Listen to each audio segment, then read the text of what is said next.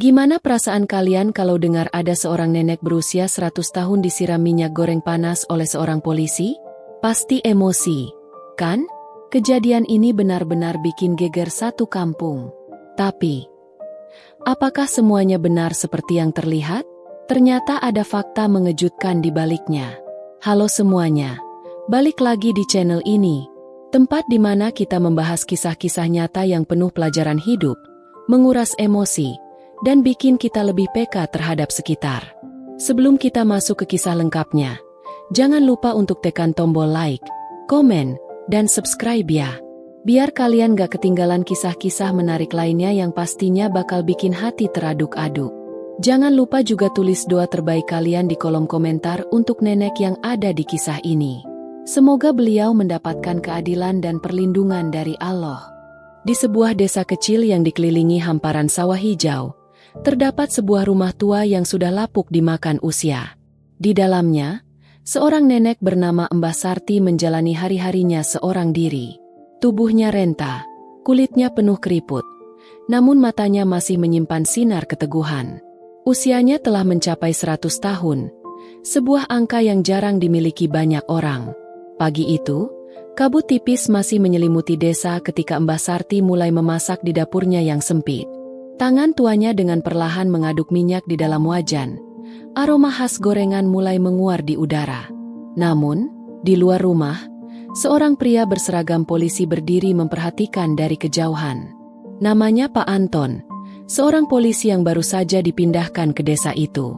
Wajahnya keras, sorot matanya tajam, dan tubuhnya tegap.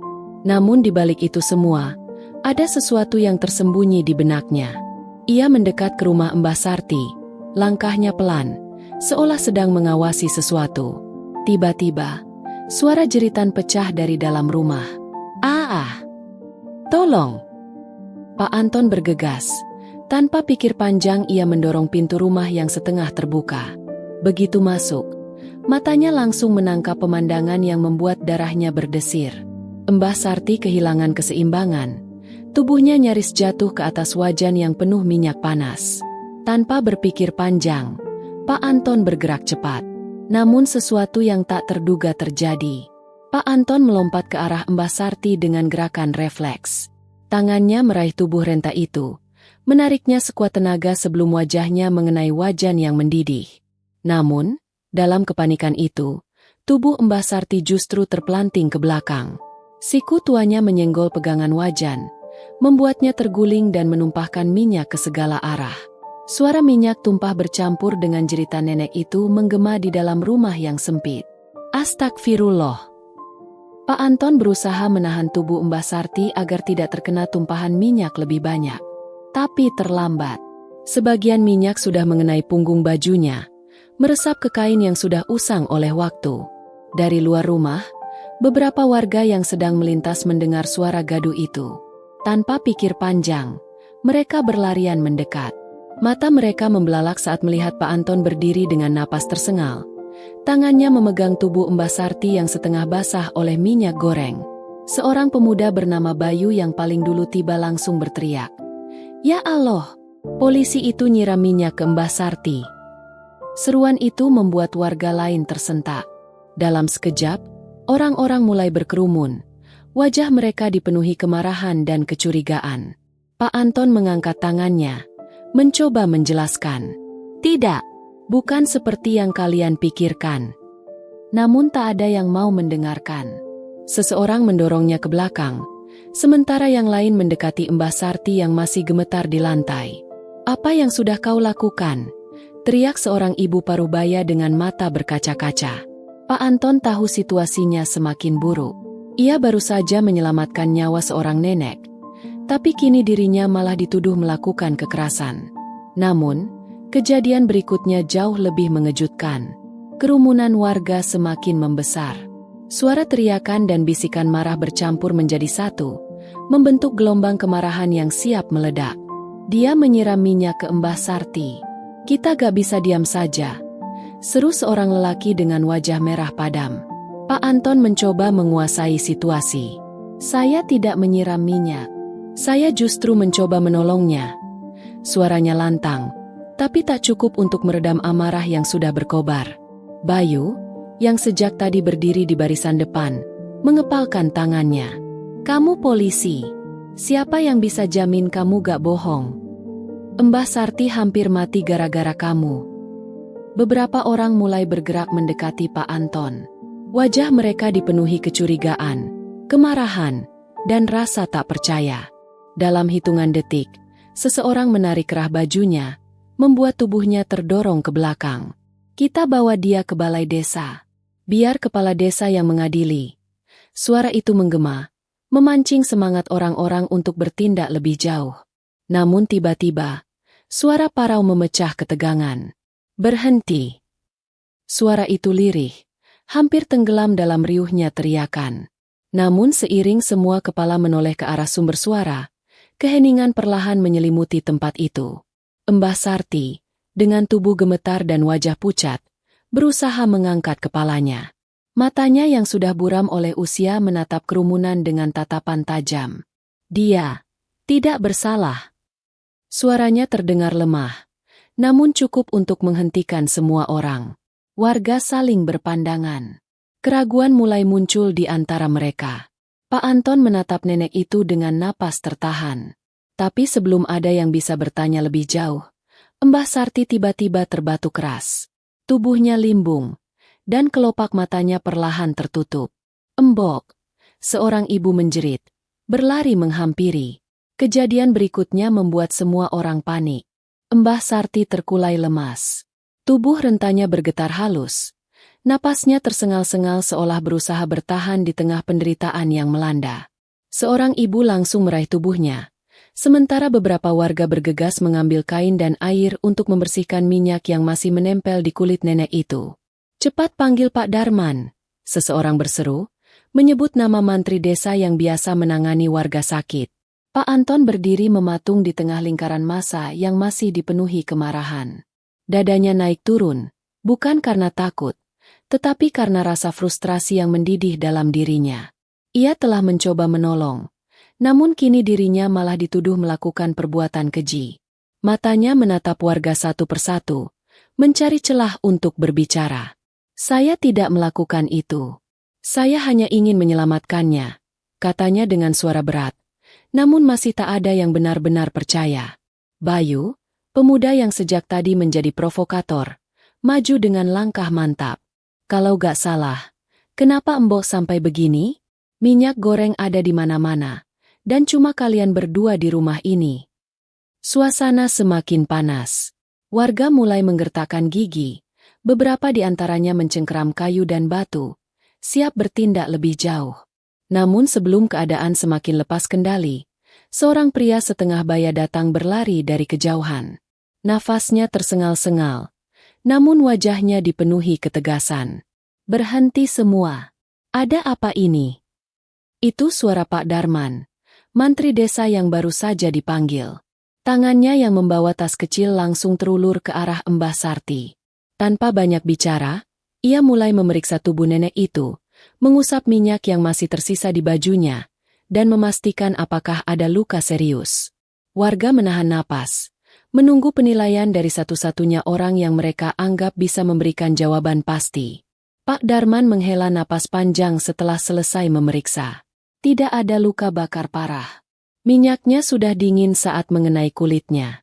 Nenek ini pingsan bukan karena terbakar, tapi karena syok dan kelelahan.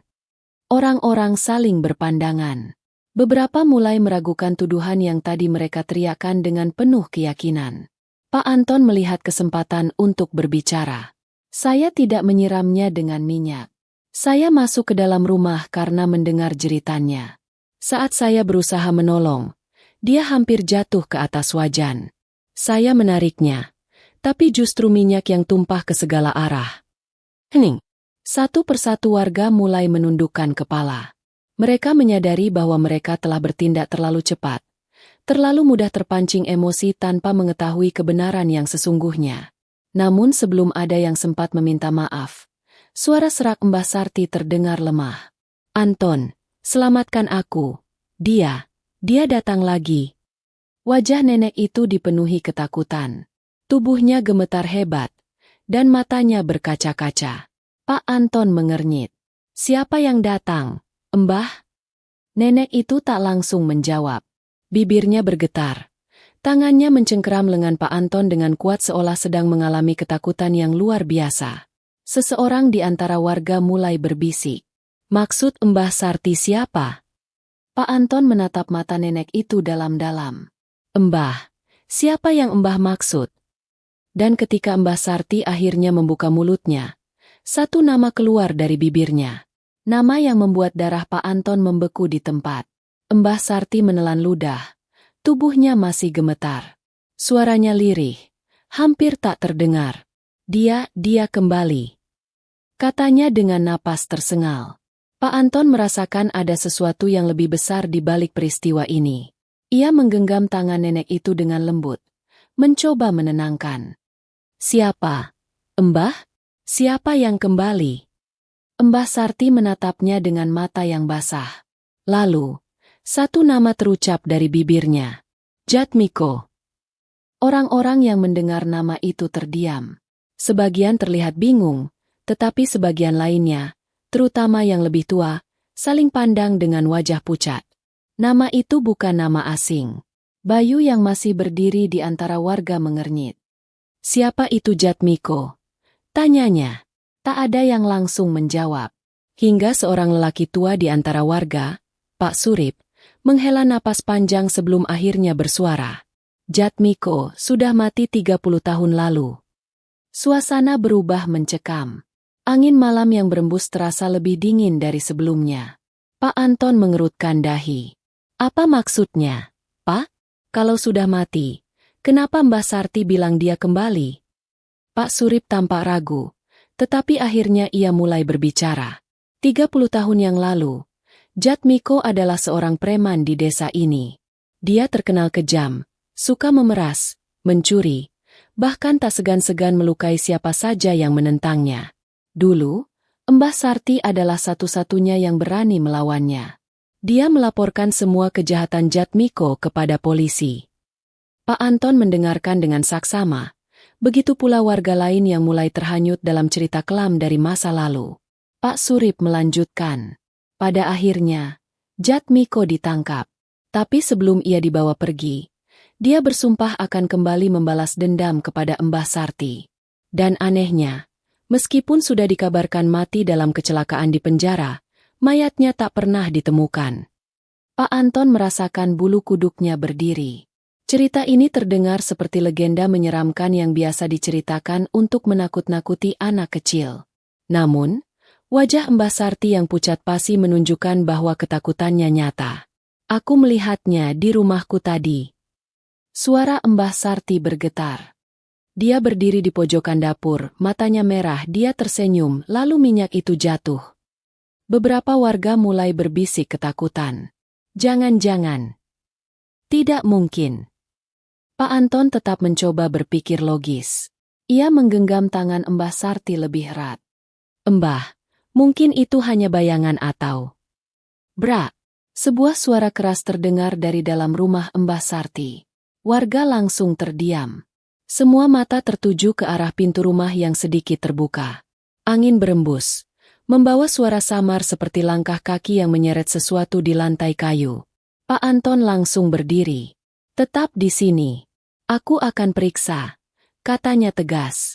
Namun sebelum ia sempat melangkah, sesuatu terjadi. Pintu rumah yang semula sedikit terbuka tiba-tiba tertutup dengan keras. Seolah ada seseorang yang membantingnya dari dalam. Jantung semua orang berdetak lebih cepat. Mbah Sarti mulai menangis. Dia ada di dalam.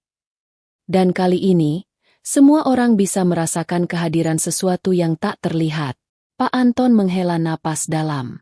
Apapun yang ada di dalam rumah itu, ia harus menghadapinya. Dengan langkah mantap, ia berjalan mendekati pintu.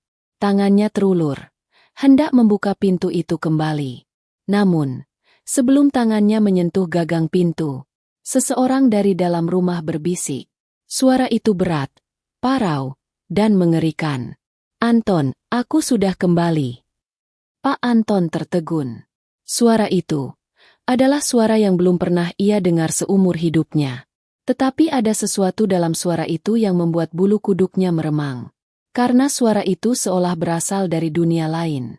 Pak Anton berdiri mematung di depan pintu rumah Mbah Sarti. Suara yang memanggil namanya barusan masih terngiang di telinganya. Dingin malam semakin menusuk, tapi bukan udara yang membuat tubuhnya gemetar, melainkan sesuatu yang lebih dalam. Warga yang berkumpul di belakangnya juga membeku. Tak seorang pun berani bersuara. Sementara itu, Mbah Sarti menangis semakin kencang. Ia menggenggam lengan Bayu dengan erat, seakan takut kehilangan pegangan dengan kenyataan. Pak Anton menarik napas panjang. Ia tak boleh menunjukkan ketakutan. Dengan hati-hati, ia mengulurkan tangannya ke arah gagang pintu. Namun sebelum sempat menyentuhnya, suara langkah kaki menyeret kembali terdengar dari dalam. Kali ini lebih jelas. Seolah sesuatu yang berat sedang bergerak perlahan ke arah pintu. Krek! Pintu kayu tua itu bergetar pelan. Semua orang menahan napas. Lalu tiba-tiba, brak! Pintu terbanting terbuka dengan sendirinya. Pak Anton langsung melangkah mundur, bersiap menghadapi apapun yang ada di dalam. Tetapi yang ia lihat di balik pintu itu membuatnya semakin bingung. Rumah Mbah Sarti kosong. Tak ada siapapun. Tak ada bayangan yang bergerak. Tak ada sosok menyeramkan yang berdiri di dalam. Hanya ada ruangan yang diterangi lampu redup dan bau minyak goreng yang menyengat. Pak Anton menelan ludah. Ia menoleh ke belakang, menatap warga yang masih ketakutan. "Aku masuk," katanya, berusaha terdengar tegas meski hatinya juga diliputi keraguan. Tak ada yang menjawab. Warga hanya memandangnya dengan wajah tegang. Pak Anton melangkah masuk. Begitu kakinya menyentuh lantai rumah, udara di dalam terasa lebih dingin daripada di luar. Ia melirik ke dapur, tempat insiden terjadi. Lantai dapur masih basah oleh minyak goreng yang tumpah. Di sudut ruangan, ada panci dan wajan yang berserakan, seolah seseorang telah menabraknya dengan kasar. Namun tak ada tanda-tanda keberadaan orang lain. Lalu, sesuatu menarik perhatiannya. Di dinding dapur yang agak gelap, ada jejak tangan. Bukan tangan biasa. Jejak itu tampak kehitaman, seperti bekas terbakar. Dan yang lebih aneh lagi, bentuknya lebih besar dari ukuran tangan manusia pada umumnya. Pak Anton merasakan jantungnya berdegup lebih cepat.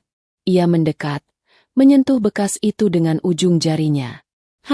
Bekas itu baru saja tercetak di dinding. Tiba-tiba, ada suara lirih di telinganya. "Anton!" Pak Anton menoleh cepat. Tak ada siapa-siapa. Tapi suara itu terasa sangat dekat. Seolah seseorang membisikkan namanya tepat di belakang telinganya. Ia mencoba menenangkan diri. Mungkin hanya perasaannya saja. Namun saat ia berbalik untuk kembali ke ruang utama, matanya membelalak. Di tengah ruangan, berdiri sesosok bayangan hitam. Sosok itu tinggi, tubuhnya seperti tertutup kabut gelap. Matanya merah menyala. Dan yang lebih mengerikan, wajahnya perlahan membentuk sesuatu yang tak asing bagi Pak Anton. Sebuah wajah yang seharusnya sudah hilang dari dunia ini. Wajah Jatmiko. Pak Anton ingin bergerak, ingin berteriak, tetapi tubuhnya terasa membeku. Sosok itu tersenyum, menunjukkan deretan gigi tajam yang berwarna kehitaman. "Lama tak berjumpa, Anton." Dan saat itu juga, lampu rumah Mbah Sarti tiba-tiba padam. Kegelapan menyelimuti segalanya. Kegelapan menelan seluruh ruangan. Pak Anton tidak bisa melihat apapun, tetapi ia bisa merasakan sesuatu bergerak di sekelilingnya. Suara napas berat terdengar dari segala arah, membuat bulu kuduknya meremang. Di luar rumah, warga berteriak panik. Beberapa dari mereka ingin berlari, tetapi kaki mereka terasa lemas. Bayu berusaha menarik tangan Mbah Sarti, tapi nenek itu malah semakin gemetar. Pak Anton menguatkan tekad. Ia mencoba mengatur napas, menenangkan pikirannya. Ia harus keluar dari kegelapan ini. Lalu, suara itu terdengar lagi. "Anton, kau lupa padaku." Pak Anton menggertakkan giginya. "Emiko, apa yang kau inginkan?" Tawa rendah memenuhi ruangan. "Aku ingin mengambil kembali apa yang menjadi hakku." Pak Anton merasakan hawa panas di tengkuknya. Ia tahu sosok itu ada di belakangnya. Dengan sekuat tenaga, ia berbalik dan melayangkan tinjunya. Tapi yang ia pukul hanya udara kosong. Kemudian, kegelapan itu mulai memudar.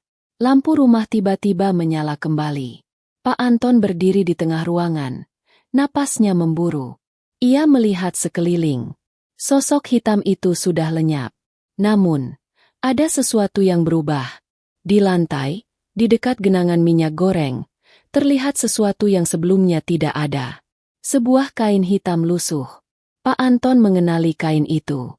Jatmiko pernah mengenakannya saat masih hidup. Dan di samping kain itu, ada selembar foto lama. Foto hitam putih yang sudah mulai pudar. Dengan hati-hati, Pak Anton mengambilnya. Matanya membelalak saat melihat siapa yang ada di dalam foto itu. Jatmiko. Bersama Mbah Sarti. Dan seorang bayi kecil dalam gendongan mereka. Bayu mendekat dan ikut melihat foto itu. Wajahnya seketika pucat. Ini, aku? Gumamnya. Mbah Sarti mulai menangis. Jatmiko adalah ayahmu, Nak. Semua orang terdiam. Bayu mundur selangkah. Tak percaya dengan apa yang baru saja ia dengar. Pak Anton menatap Mbah Sarti dalam-dalam. Apa yang sebenarnya terjadi? Nenek itu menarik napas dalam, lalu mulai bercerita. Bertahun-tahun lalu, Jatmiko adalah seorang pemuda yang bekerja sebagai buruh kasar di desa ini. Ia mencintai seorang wanita, tetapi hubungan mereka ditentang oleh keluarganya. Wanita itu hamil, tetapi sebelum mereka sempat menikah, Jatmiko dituduh mencuri dan dipukuli massa. Ia mencoba meminta perlindungan, tetapi polisi saat itu justru mengabaikannya. Tak ada yang tahu apa yang terjadi setelah itu. Yang mereka tahu, Jatmiko menghilang tanpa jejak. Hanya Mbah Sarti yang mengetahui kebenarannya. Jatmiko tidak pergi. Ia dibunuh. Dan yang lebih menyakitkan, yang membunuhnya adalah oknum polisi yang seharusnya menegakkan keadilan. Pak Anton merasakan dadanya sesak. Jadi selama ini, Jatmiko gentayangan karena kematiannya tidak pernah mendapatkan keadilan. Mbah Sarti mengangguk pelan. Aku menyimpan rahasia ini terlalu lama. Aku takut. Tapi aku juga tidak ingin arwahnya terus terjebak di dunia ini. Bayu menatap foto di tangannya dengan mata berkaca-kaca. Ia tidak pernah tahu siapa orang tua kandungnya. Dan sekarang, ia baru menyadari bahwa sosok yang selama ini muncul dalam mimpinya bukanlah hantu yang ingin mencelakakannya, melainkan ayahnya sendiri. Pak Anton mengepalkan tangannya. Ia menoleh ke warga yang masih diam terpaku. Kita harus memberikan keadilan untuk Jatmiko, katanya tegas. Mbah Sarti berjalan tertatih ke tengah ruangan. Ia menatap langit-langit. Air matanya mengalir. Jatmiko, maafkan aku, bisiknya. Saat itu juga, angin dingin berhembus melewati ruangan. Lampu berkedip beberapa kali, lalu kembali stabil. Dan di sudut ruangan, kain hitam yang tadi tergeletak kini sudah menghilang. Pak Anton menarik napas lega. Ia tahu, malam ini, Jatmiko akhirnya bisa pergi dengan tenang. Bayu menggenggam foto itu erat. Ia tidak akan pernah melupakan siapa dirinya. Dan di luar rumah, fajar mulai menyingsing. Malam penuh kengerian itu akhirnya berakhir. Itulah kisah tragis yang ternyata menyimpan kejutan di baliknya. Semoga cerita ini bisa jadi pelajaran buat kita semua. Jangan lupa untuk selalu berpikir jernih sebelum menilai sesuatu. Ya, kalau kalian merasa kisah ini berkesan dan penuh hikmah, yuk share ke teman-teman kalian biar makin banyak yang belajar dari cerita ini. Dan jangan lupa tulis pendapat serta doa terbaik kalian di kolom komentar. Sampai jumpa di kisah selanjutnya.